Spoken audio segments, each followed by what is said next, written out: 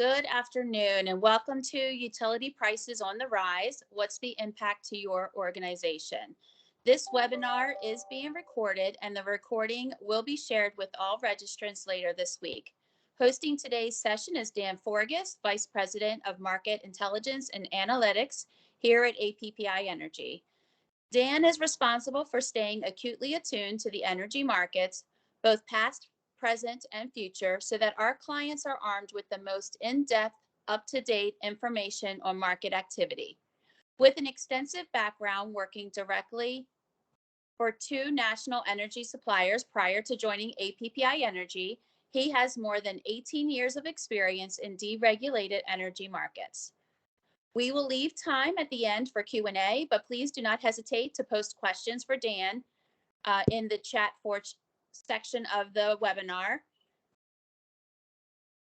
Please do not hesitate to post questions to Dan or ask and we can post them during the presentation. And with that, I'll pass it over to Dan to dive into what's happening in the energy markets and more importantly, what organizations can do to rising costs.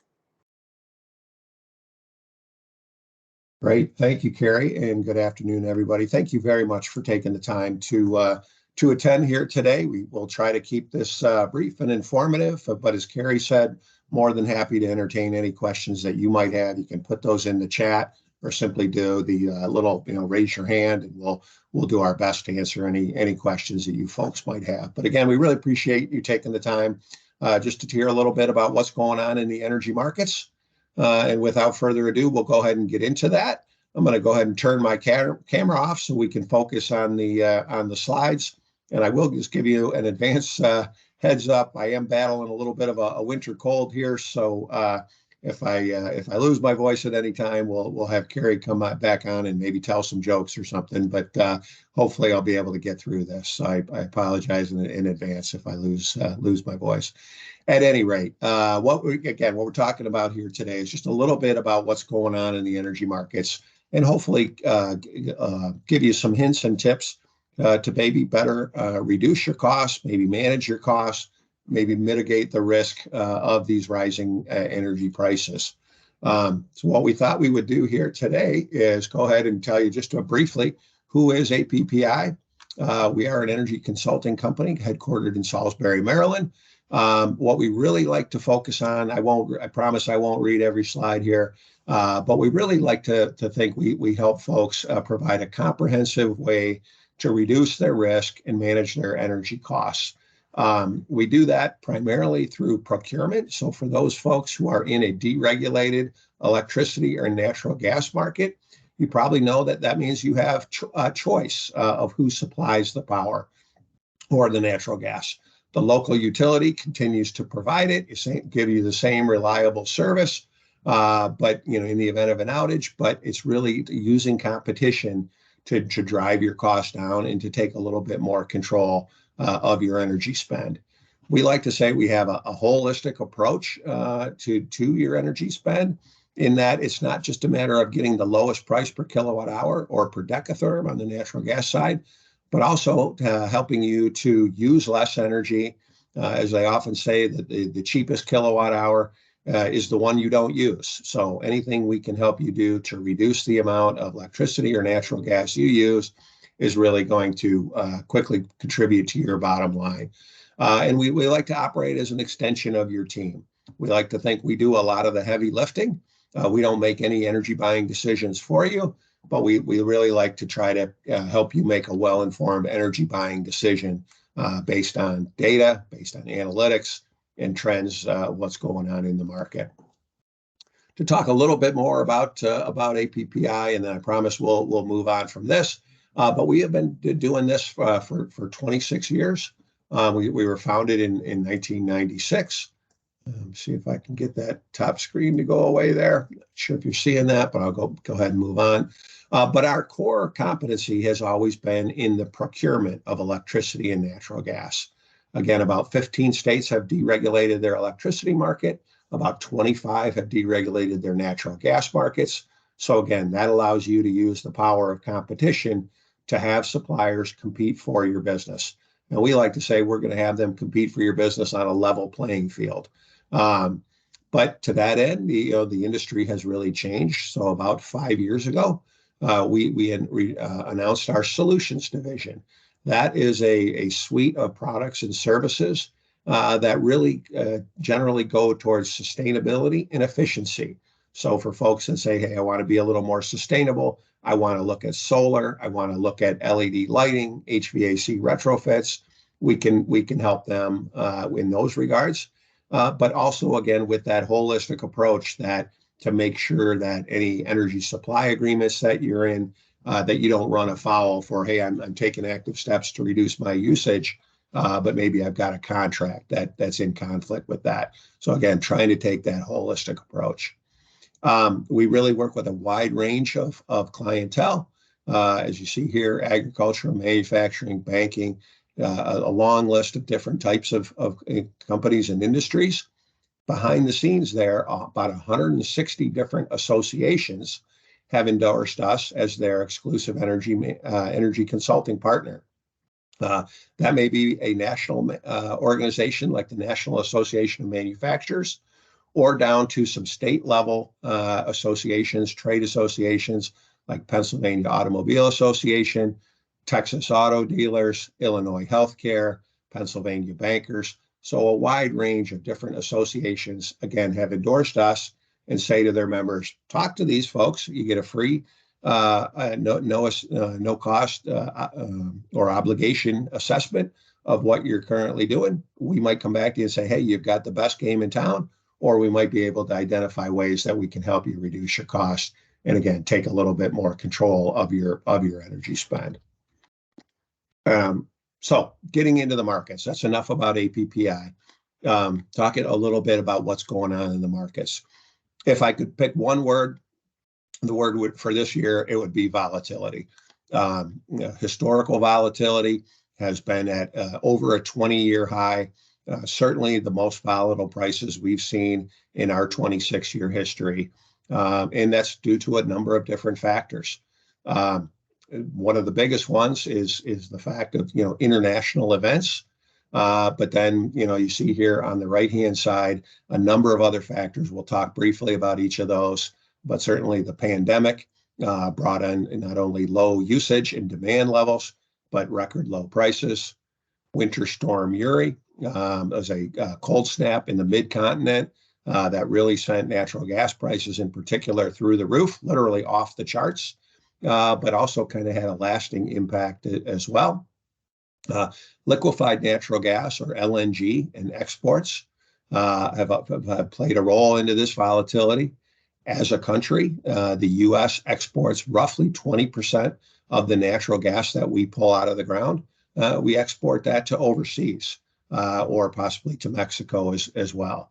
LNG is really just the idea if you cool natural gas down to such a point that it turns back into a liquid. It's very stable. It's it's much more dense. So you can actually ship that overseas to other markets. And really the war in Ukraine has really kind of played into that in the sense that roughly 40% of Europe's natural gas was supplied by Russia prior to the war in Ukraine.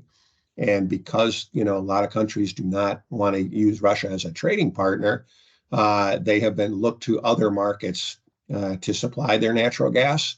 And the U.S. Certainly has been really running at pretty much maximum capacity, really all this year, sending as much of our liquefied natural gas overseas as we can. And there's plans to continue to grow our capacity to do that. In June of this year, one of the LNG terminals, the second largest in the country, by the name of Freeport, had a fire and an explosion, and they were offline for a number of months. They're still offline, and that kept more natural gas home here and domestically. So that did have an impact on pricing here in the U.S. The energy transition as a whole, we'll talk about that a little bit more, but you're probably familiar with the fact that the current administration is looking to have the entire power sector to be in the U.S. to be emissions free by 2035. They're also hoping to cut emissions overall as a country in half by 2030 and basically be net zero by 2050. So that brings on a lot of challenges. Those are noble goals for sure, but it brings on a lot of challenges. And we'll talk about some of those as well. And then good old-fashioned weather. Weather is the single most important driver of near-term natural gas prices. So it really has a big impact on natural gas prices, and then by extension, electricity prices as well. And that really leads me to the chart over on the left here. What you see here, what we've been doing for a number of years, is tracking. In the orange, you see natural gas spot pricing at Henry Hub. It's kind of a benchmark for U.S. natural gas prices. Those are in the orange. And then you see the blue line. That is a proprietary model that we've created with our sister organization, the Energy Research Council. What we do is we track supplier offers that are put out into the market every single day. We literally have millions of data points that are tracking supplier offers into the market. And we see a real strong correlation between natural gas and power prices. So again, what we often say is what happens to natural gas today is going to happen to power prices tomorrow. So if gas is up, power prices tomorrow are probably going to go up. When gas comes down, we see power prices move down. But you see a really strong correlation again over the last 5 years. Natural gas is certainly a little bit more volatile. Spot pricing is maybe another name for cash market, if you will. I'm going to buy it today. I'm going to pay you cash. I want to deliver it today. So that's extremely volatile. But again, when you look at offers for electricity put out into the market, you see that real strong connection where gas goes, power follows. A couple things I would point out to you here. Hopefully this isn't too distracting here, but we see this big spike literally off the charts in natural gas pricing. Again, that was Winter Storm Uri, a cold snap that only lasted probably 3 or 4 days in Texas and the mid-continent, but really sent Henry Hub natural gas spot pricing through the roof. And I believe kind of had a chilling effect on the whole energy industry, because coming out of COVID, we see the depths of COVID here, these low prices. Then Winter Storm Uri was in February of last year. And we see a pretty dramatic increase for both commodities, but again, with a lot of volatility, a lot of spikes and then drops, spikes and then drops. But again, I would just call your attention to, everywhere the orange line goes, maybe not quite as dramatically, but the blue line quickly follows. Again, we talked about the war in Ukraine, so that's really put a strong premium for delivery of liquefied natural gas. We send that not only to Europe, but also to Asia as well. And where they have colder winters, even last winter prior to the war in Ukraine, we saw a heavy premium for liquefied natural gas if you could get it to Europe or to Asia. The Freeport fire, again, was in June of this year, and we saw the markets come off pretty good. But overall, as you can see, both natural gas and electricity prices are significantly higher than what we've seen in the years prior. So much so that Henry Hub futures pricing this winter is up about 30% from where it was last year. So it's a pretty dramatic increase there for both commodities. So I think I skipped one there. Well, what we talk about in terms of drivers, what's driving the market higher? What's driving the market lower? We've touched on a few of these as well already, but again, just to kind of on the upside, was driving prices higher. We already talked about LNG and exports, but this graph right here is a pretty dramatic illustration of the premium that's available. If I'm a natural gas price producer, I can sell it here in the U.S. for $4, $5, $6, maybe as high as $8 we've seen this year. But boy, if I can get that same natural gas over to Europe, that's the line in blue, or to Asia, that's the line in orange, I can get a significant premium. So certainly there's costs in liquefying it and in transporting it, but a significant premium can be had if I can sell that natural gas into overseas markets. And being a commodity, that's what these producers have done. Again, as a country, we can export I'll call it about 12 BCF a day in exports to liquefied natural gas, and about another 6 in exports by pipeline, primarily to Mexico. So that's about 20 BCF a day that we can send overseas. As a country, we pull about 100 BCF a day out of the ground in terms of natural gas production. You see that in the chart over on the right. So you kind of put those two things together, and again, we've been exporting really at those plants have been running at maximum capacity really pretty much all year, with the exception of the Freeport fire that I mentioned. Other things driving the pricing higher, again, I already mentioned weather is the single biggest driver of natural gas prices for the near term. I suspect many folks on the call are already feeling the winter blast here that's moving its way across the country. If you're not, you probably soon will. But again, that's just kind of a reminder that winter weather in general is kind of hard to predict, nearly as hard as energy market prices. So that really has a big impact on natural gas and again, by extension, electricity prices. And then the energy transition, again, I already touched on some of the current administration's goals in terms of fighting climate change and moving towards more renewables. But the fact is that that's going to be kind of a rough road. Renewables are not quite ready for prime time. They're not ready to replace all the coal plants that have been retired. And that caused, particularly in some regions, some really dramatic price spikes. We'll get there. We're moving that way as a country and the world, really, for that matter. But the fact is, it's going to be a bit of a bumpy road, and that has really kind of contributed to a lot of the volatility. But it's not all gloom and doom. We've got some good things working in our favor as well, things that are helping to drive prices lower. Again, as I mentioned there, the first one, we see the increasing natural gas production. So what you see that chart there in the bottom right is really production of natural gas in the U.S. And again, you kind of see the COVID lows here of 20, 21, even into 22. But as the economy started to open up, we've seen some things around supply chain and worker shortages and whatnot, and really a movement of the investment community away from primarily anything related to fossil fuels. The fact is that generally at higher prices encourage more folks to return to the drilling rigs, put more rigs in the ground, and produce more natural gas. So we've seen that over the course of this year primarily start to return. And in fact, just October and November, we set some monthly production records of just over 100 billion cubic feet per day as BCF per day.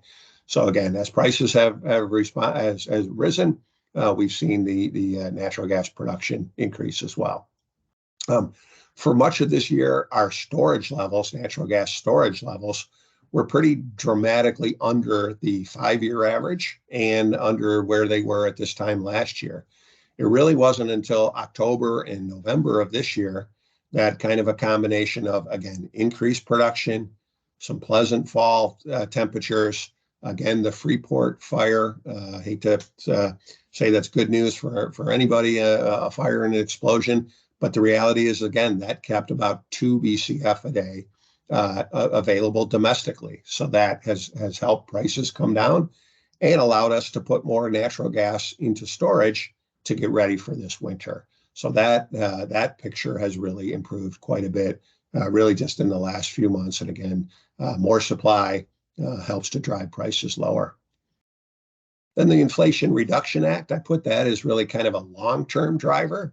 Although in the short term, that has encouraged more companies to look at renewables and solar and whatnot to take advantage of tax credits and incentives.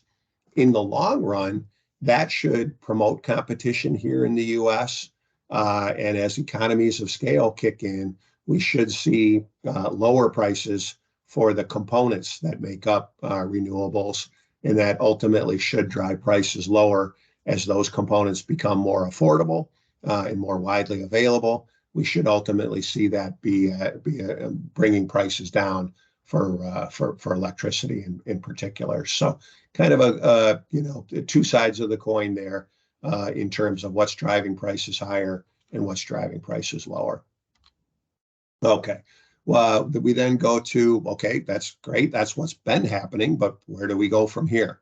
One of the many sources that we rely on for our market intelligence is just the good old-fashioned U.S. government. The Energy Information Administration puts out a lot of data every month, including a chart that we see here from their short-term energy outlook. And that basically, again, looks back and says, okay, where was Henry Hub spot pricing for the last 5 years? That's the solid blue line. But then when you get to basically today or this month, then they make a prediction. And what we often say here is, so the lighter blue line here is the government's prediction. They do think that gas is going to stay over $6 really for this winter, and then fall off into about the $5 range for most of 2023. The NYMEX, New York Mercantile Exchange, has a similar outlook, slightly lower. They think, again, gas is going to be just over $6. Then we get through the winter, it's going to fall off, maybe slightly below the $5 range. Both of them seem to think by the end of next year, it'll settle in just under $6. But as we often say, we don't have a crystal ball. The government doesn't, suppliers don't, nobody does. So you got to make some educated guesses. And what the government puts out is kind of an upper range in that they're confident that it won't get over these levels, but they're also fairly confident that it won't get under these levels. So what we say for this is kind of your upside risk, and here's your downside benefit. So many of our clients look to us and say, hey, is now the right time to buy? And should I wait? Is it going to come off? Is it going to go higher? Is it going to move lower? And again, we don't claim to have the crystal ball, but what we can do is, again, look at the trends, try to read the tea leaves a little bit, give you some analysis around what the other experts are saying. And I think the thing to keep in mind is for folks to say, could I sleep at night? Could my budget sustain $10 gas, $12 gas, $14 gas? It would be great if it went back down to $3 or $2. But what the government's saying here is they're 95% sure it's not going to get over $17 for this year, for this winter. They're 95% sure it's not going back below $2 anytime soon. And where it ends up is somewhere between the two. This year has really been, again, kind of a wild ride. And I can tell you, if we were looking at this chart 1 year ago, the axis on the left would have stopped at about $10. They really weren't predicting the kind of volatility and the high prices that we've seen over the last year. And again, we already talked about some of the factors driving that. So again, upside risk, downside benefit. Here, the market and the government seem to think, they've kind of aligned that we'll probably see gas around $6, a little over $6 for the remainder of this winter, and maybe coming off to around $5 for most of next year. All right. Obviously, the title of our presentation here was around utility prices. So we thought we'd spend a little bit of time talking about what's going on in the markets and how it affects utility prices. Again, I recognize that not everyone on this call has the ability to use competition to take control of their costs. But these factors, if you will, are going to affect, regardless of whether you're beholden to the local utility for your electricity and natural gas supply, or do have the ability to use competition to take a little bit more control over that. But utility prices as a whole, most utilities publish what they call a PTC, or price to compare. Excuse me. That simply allows you to look at their rates, which continue to be set by the state, and generally adjust every 3 to 6 months, and compare that to what offers competitive suppliers are putting out into the market. As a general rule of thumb, we already talked about that, where natural gas prices go, electricity prices follow. But natural gas is really such a good barometer for what the market is doing. Again, we saw that real strong correlation But invariably, in just about every market, it's going to be the current price of natural gas that is really going to have a strong impact on what suppliers are able to offer you in terms of prices, but also what your utility, because they're out procuring the power in most markets. Some utilities continue to generate it, but in most deregulated markets, the local utility becomes what's known as a wires company. They're really just concentrating on the distribution, and then they're buying on the wholesale market prices for the supply that they provide. So utility prices, because of that regulatory environment, and they run auctions and then get those rates approved by the state, they typically lag the broader market. So again, we've seen the market be climbing for most of this year. And those utility prices, we'll see in a minute, a lot of them are just now coming into effect because of that lag. But a key takeaway there, again, is, utility prices typically change. You may be, depending on your rate class in your area, that they may change hourly. But a lot of utilities will have a 3 or 6 month price for the small to medium sized commercial and industrial user. But a competitive supplier can actually give you a fixed price for a year, 3 years, up to 5 years, even farther in some markets. But one good takeaway to try to get through the current high prices of this winter is to secure an agreement that goes out and brings in some of those lower prices that we're seeing out into the future. And that's something a utility really wouldn't be able to offer you, but a competitive supplier can. The other thing that a supplier can offer you, and a qualified energy consultant can help you take advantages of, is some of creative procurement approaches that maybe allow you to fix some of your costs and float some of your costs as well. That can be based on seasonality. That can be time of use. You can do a percentage of your load, but some really creative approaches to say, I'm going to fix half of it and I'm going to float half of it. And over time, I may fix more of my load. But again, I don't know where the market's going up. I don't know if it's going down. So kind of similar to dollar cost averaging in financial markets, you take multiple bites at the apple, and maybe you secure a fixed price for 25% of your load. And then in a month, you monitor the market or have a qualified consultant monitor the market for you, and maybe put some targets in there. Maybe say some collars. If it gets up to this price, I'm going to buy. If it falls to this price, I'm going to buy. So again, some creative, a little more actively managed procurement strategy that allows you to take a little bit more control of your energy spend. Utility prices overall, I certainly didn't list all the utilities that we that we work in here, but some of the more dramatic ones, and I tried to pick a couple different regions of the country. Pennsylvania, again, I won't read all these bullets to you folks, but PPL, a 26% increase to 14,751 starting December 1. Take your pick there. PECO in the Philadelphia area, 16%. For our clients in the New England area, this is really going to be an expensive and painful winter. The Northeast really relies on, they actually import LNG, liquefied natural gas. So they're to get through those cold New England winters. So they're actually competing with Europe, and they're competing with Asia for that same liquefied natural gas. So you really see some staggering numbers there. Again, National Grid up 62% from this time last year. NSTAR 46% higher than the current rate.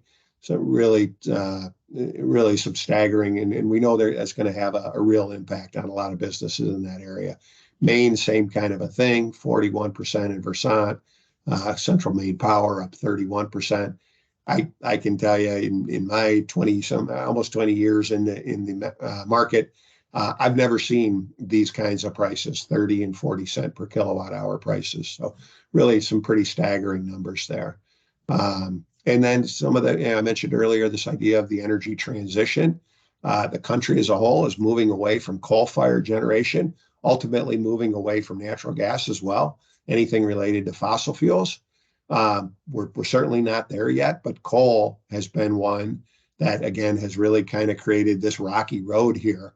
Again, renewables are great and are expanding, but they're just not ready to take over all the load that coal has produced in the past. So where we see in certain regions coal plants closing and maybe closing earlier than expected, it's had other rippling impacts on the total cost of energy. There is a market construct in many of our markets called capacity. And a simple way to think of that is it's basically a price everybody pays today to keep the grid more reliable tomorrow. And where there's a shortfall of supply, that's meant to incent new generation to come into that area. For our clients in Southern Illinois, in the Ameren area, and MISO is called the Mid-Continent Independent System Operator. That's kind of the regional grid operator that operates in a big swath of the country there. But specifically in the southern part of Illinois, those capacity prices jumped nearly 50-fold from the capacity auction they held just 1 year ago. So, sometimes it's the energy itself, it's the supply, the actual commodity that prices have jumped. But other times it's some of these other cost components, if you will, like capacity or like transmission or renewable portfolio standards that are driving your costs higher as well. So just a few select markets in what we've seen from a pricing standpoint, primarily for this winter.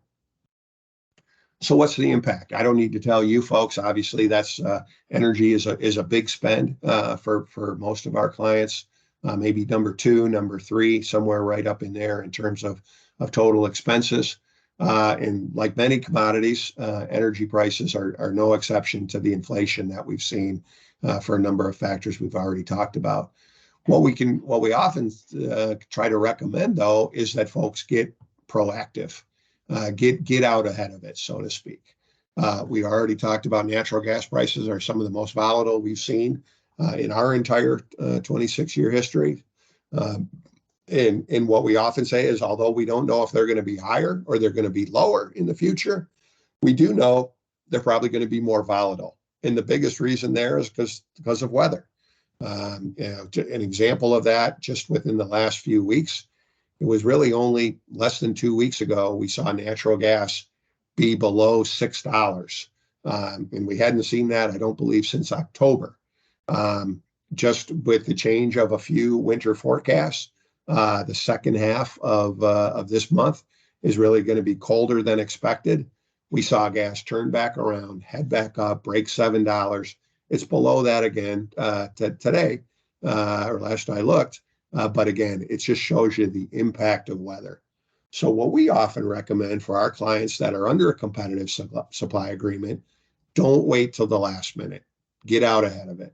As much as 12 to as much as 24 months in advance of your end date, just start looking. We're not saying it's a good day to buy, but it's probably a good day to take a look and then just get a little benchmark of where the markets are at, what suppliers seem to be most competitive for your business, what contract terms are really in line with your own organization's goals. Maybe that's around solar. Maybe that's around ways to curtail your usage and demand.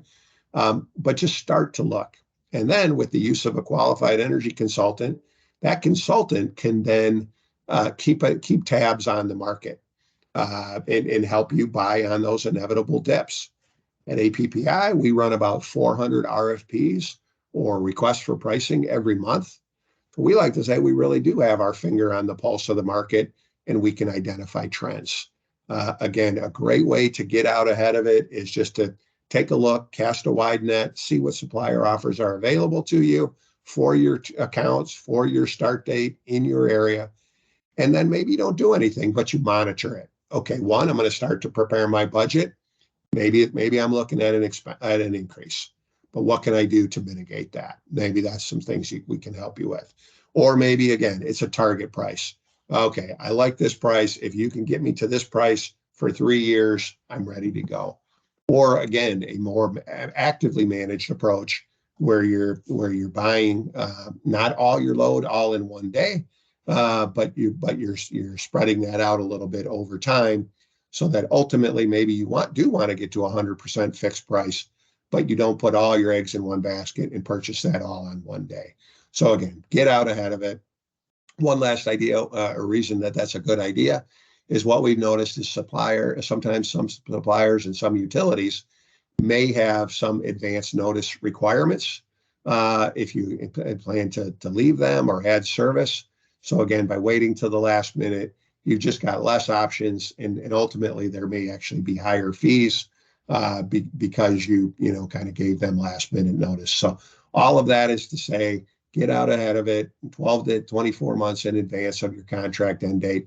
Just start to begin the process. Again, doesn't mean you have to do anything, but you'll be more prepared for trying to again try to help you buy on those inevitable dips in the market. Some strategies and solutions to again kind of mitigate some of these rising energy costs.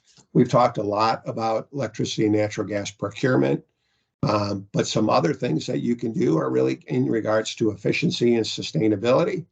And again, I've used the phrase a few times: a trusted consultant, a trusted advisor.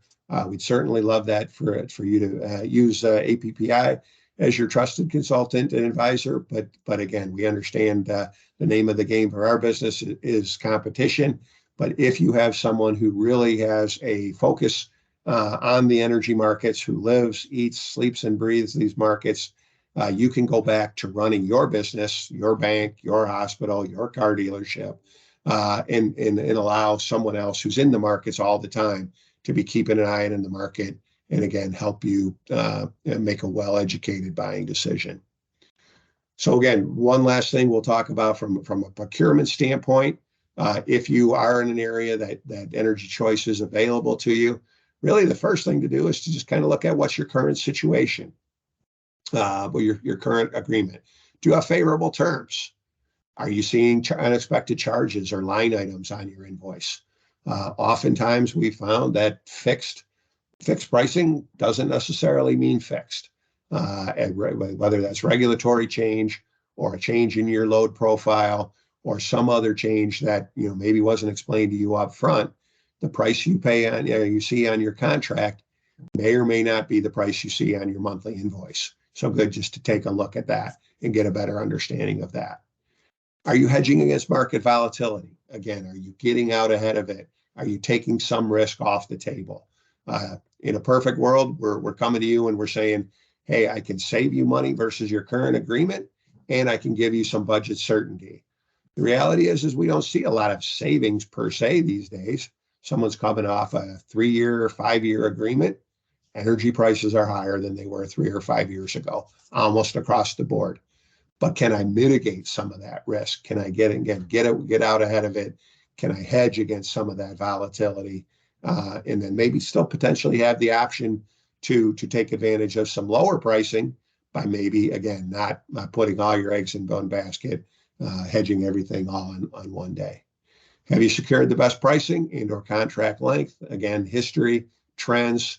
A qualified energy consultant is going to be able to help you understand, where the market's at and where are some of what we would call kind of a sweet spot in the market. And then regardless of energy choice, whether you don't have a choice at all or you're beholden to the utility, just getting a better understanding of your utility bills is really, in your billing history and your load profile, is really a good first step to reducing your demand and your usage. Okay, some of our solutions that are available, but again, it's not just us. You got a lot of good options here in some of these things. But LEDs, we kind of consider that really the low hanging fruit, LED lighting. And a lot of folks have done this already. But what I would say is if you made that transition to LED lighting more than 5 years ago, it might help to take another look at it. They've become a lot more efficient. They last longer. The costs have come down. The lighting is really high quality and in a very pleasant work environment. So it might not be a bad idea just to take a look at that once again. Again, they last a long time. I know all of ours are guaranteed for at least 5 years. So you're going to cut down on your maintenance costs. And sometimes it's no change to your operation. and in many cases, no upfront capital. And we can talk a little bit more about that, but we have a number of suppliers who are willing to do on-bill funding, so you don't have to lay out a tremendous capital expense, and you can pay for that really over on your utility bill over time. And again, the last bullet here really can reduce a kWh consumption by as much as 25%. Again, important to take into account any contract terms that you may be under when you start to change your usage like that. But again, a good energy consultant is going to help you kind of take that comprehensive look. Great, you have goals to reduce your usage over here. Let's make sure you're in compliance with your contract terms as well. Energy efficient upgrades, really the idea of modernizing old equipment, really trying to use automation to reduce your usage. One example of that might be heat recovery systems. But again, just trying to be more efficient with all the things you do, and really try to align those with your goals, maybe around corporate goals for being more sustainable, reduce your carbon footprint. A lot of different ways to accomplish this. We've just listed a few here today for you. Demand response. This is really the idea of curtailing your usage, primarily on the hottest day, generally on the hottest days of the year, although many regions now have winter programs as well. But that can help you really, if you can lower your demand, you'll see a benefit not only on the supply side of your bill, and this is true whether you're with a utility or with a competitive supplier, but also on the distribution side of your bill as well. So what we often talk about is this idea of coincidental peaks. Basically a utility will say, hey, if you use that much power on the hottest day of the year, I need to be ready for you to use that much every day. So they set what's known as a peak load contribution in many markets. And that is unfortunately kind of a gift that keeps on giving. Because basically for many of our markets, Pennsylvania, New Jersey, and Maryland for sure, the 5 hottest days of the year, they look at everybody's peak demand, they average that number together, and then for the following summer, that number kind of follows you along. Whether you're with a supplier, whether you're with the utility, they look at that number in terms of your peak demand. So anything you can do to reduce that demand is going to help you get better pricing. Again, whether you're with a utility or with a supplier, if you can lower that peak demand, that's going to help you. And then most utilities also have a demand component on the distribution side. So it can help you really on both sides of the bill. Reduce your costs, make the grid a little bit more reliable, be a little bit of an environmental steward, and not surprisingly, it can improve your cash flow. A good example of this is what we're seeing. We talked earlier about Southern Illinois in the Ameren area. They've got issues. Even the utility has said, this might be a tough winter. We might have a little bit of a tough time keeping the lights on here because of the amount of generation that has closed. So demand response has become an extremely rewarding proposition for folks that can say, hey, you know what? I can curtail my usage. I can use less on those days where there's maximum stress on the grid, and I'll be financially rewarded to do that. Obviously, that doesn't work for everybody. There's plenty of industries and businesses that really can't curtail. But if you're in an industry that can, demand response can really be an attractive alternative. On-bill funding, I touched on that earlier. Really the idea to make steps to reduce your energy usage and costs, modernize your facilities, meet sustainability goals. But again, because it's on the utility invoice, you don't necessarily have to do a capital expense. Maybe you don't have those dollars available, but a number of suppliers will actually finance those programs for you and build that right in on the utility invoice. So again, it's just another way to take advantage of some of these programs, but pay for them over time. Again, just be our last little push for APPI. Again, we really like to think we are taking a holistic approach, considering all the aspects of both your current and future energy usage to again try to meet any efficiency and sustainability goals, help you reduce your costs, help you reduce your carbon footprint, help you take more control and mitigate risk. I already mentioned earlier about 160 different associations have endorsed us. So we like to say we're trusted. Obviously, we have to prove that, and we have to be competitive day in and day out. Our services are available at no upfront cost, no obligation. And it's really only until we prove to you that our solution makes sense and you enter into an agreement with one of our trusted suppliers or partners that we actually are compensated for our efforts. So we really have a strong motivation to do a good job for you up front and to keep our word, not only to keep you happy as our clients, but to keep our association partners happy as well. And again, we really hope to come up with tailored solutions to reduce the time and cost. We try to do a lot of the heavy lifting for you to improve your sustainability, resiliency, and again, allow you to focus on what you do best. And that's certainly running your organization. With that in mind, that really concludes our presentation here for today. Carrie, if you're still with us, if there's any questions that came in, be happy to address those. If not, our website is listed there, appiEnergy.com. My contact information is there. We've got a team of dedicated, qualified energy consultants that stand by and happy to help you in any way we can. So, Carrie, that's all I had for you today. I'll turn it back to you for any questions or to wrap it up. Thanks, Dan. I do not see any questions at this time. We appreciate everyone for joining us today. We hope you have a great afternoon. Thanks, Dan. Thank you. Bye-bye.